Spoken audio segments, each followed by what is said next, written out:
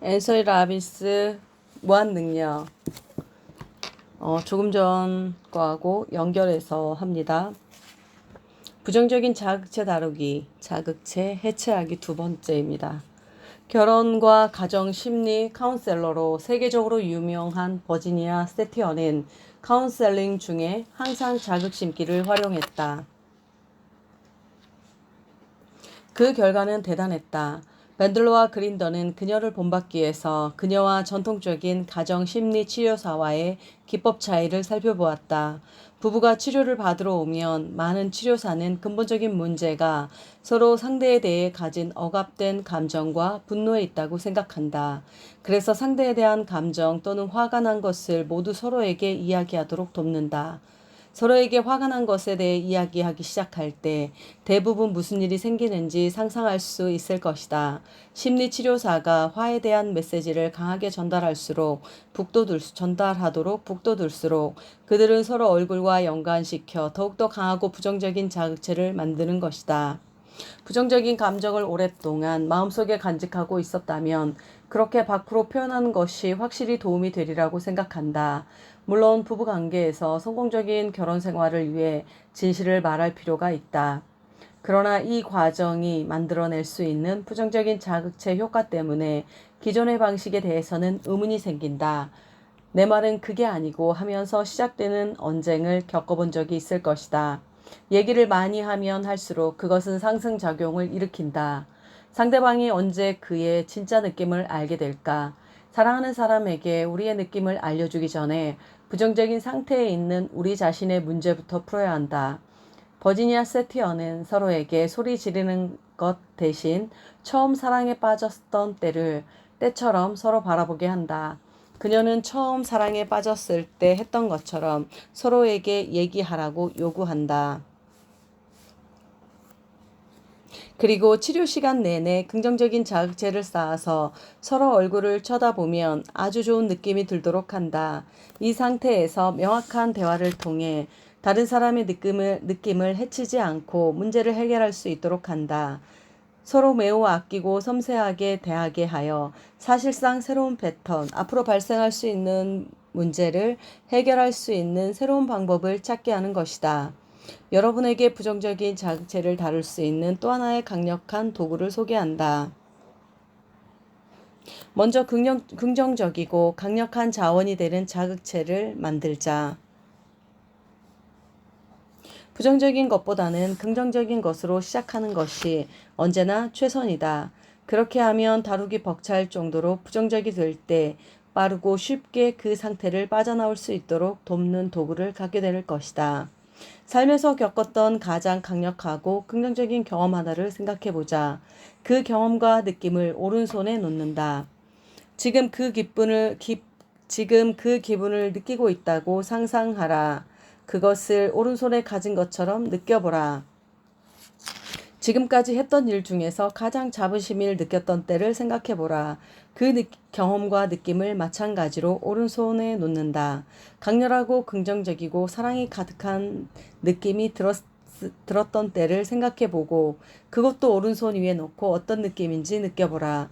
또 미친 듯이 웃었던 때를 기억하라. 누군가 간지러움을 태웠을 때문인지도 모른다.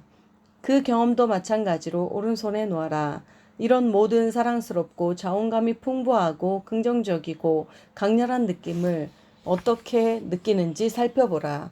이제 이런 강력한 느낌이 합쳐져서 오른손에 무슨 색을 만들어내는지 주목하라. 머릿속에 처음 떠오르는 색깔을 적어라. 그것이 모여 어떤 모양을 나타내는지 살펴라. 만일 소리를 부여한다면 어떤 소리를 내겠는가? 손 안에 있는 이런 모든 느낌의 감촉은 어떻게 느껴지는가? 이 모든 것을 합쳐서 하나의 강력하고 긍정적인 문장으로 나타낸다면 뭐라고 쓰겠는가? 이런 모든 느낌을 즐겨라. 그리고 오른손을 접어서 그냥 두어라. 이제는 왼손을 펴라. 거기에는 부정적이고 좌절감을 느끼게 하고 우울하고 화나게 하여 자신을 괴롭혀왔던 일을 올려놓아라. 아마 그것은 두려워하거나 걱정했던 어떤 일이 될 것이다. 그것을 왼손에 놓아라. 마음속으로 느낄 필요는 없다. 그것을 관망하는 것을 잊지 마라. 그것은 단지 왼손 위에 있을 뿐이다. 이제 그 하위 감각 요소를 느끼기 바란다. 이 부정적인 상황은 왼손에 무슨 색을 만드는가?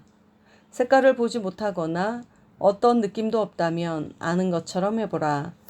색을 갖게 된다면 어떤 색일까? 다른 하위 감각 요소도 확인해보라. 그것은 어떤 모양인가?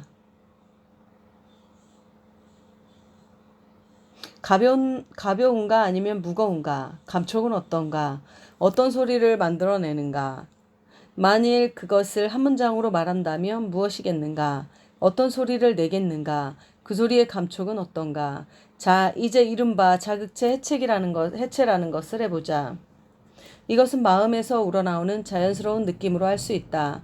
긍정적인 경험이 놓여있는 오른손에 색깔을 부여한 후 액체라고 생각하며 아주 빠르게 왼손으로 부어라. 웃음소리를 내면서 재밌게 하라. 왼손에 있는 부정적인 자극체가 오른손에 있는 긍정적인 경험의 색깔로 변할 때까지 하라. 그 다음 왼손이 만드는 소리를 오른손으로 떨어뜨려라. 오른손이 그것에 어떻게 반응하는지 살펴보라. 이제 오른손의 느낌을 왼손에 부어라. 그리고 왼손에서 어떻게 되는지 주목해라. 두 손을 맞잡고 그 느낌이 균형을 이룰 때까지 잠시 그대로 있어라.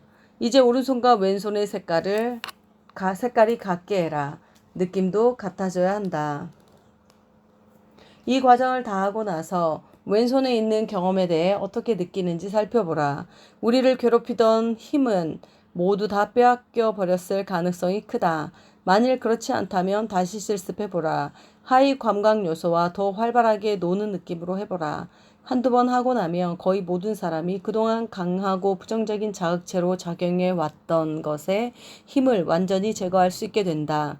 이제 이쯤 되면 기분이 좋아져야 한다. 적어도 그 경험에 대해 중립적인 느낌이 들어야 한다. 누군가에게 화가 났는데 그 사람에 대한 느낌을 바꾸고 싶으면 이 작업을 하라. 오른손에 정말 좋아하는 사람의 얼굴을 그려본다. 그리고 정말 싫어하는 사람의 얼굴을 왼손에 그려본다. 싫어하는 사람을 보면서 시작하라. 그리고 좋아하는 사람, 싫어하는 사람, 좋아하는 사람을 반복해서 하라. 반복해서 보라. 이 연습을 빠르게 해서 어느 것이 좋아하는 얼굴이고 싫어하는 얼굴인지 구분하지 말고 하라. 그리고 손을 마주 잡고 숨을 내쉬면서 잠시 기다려보라.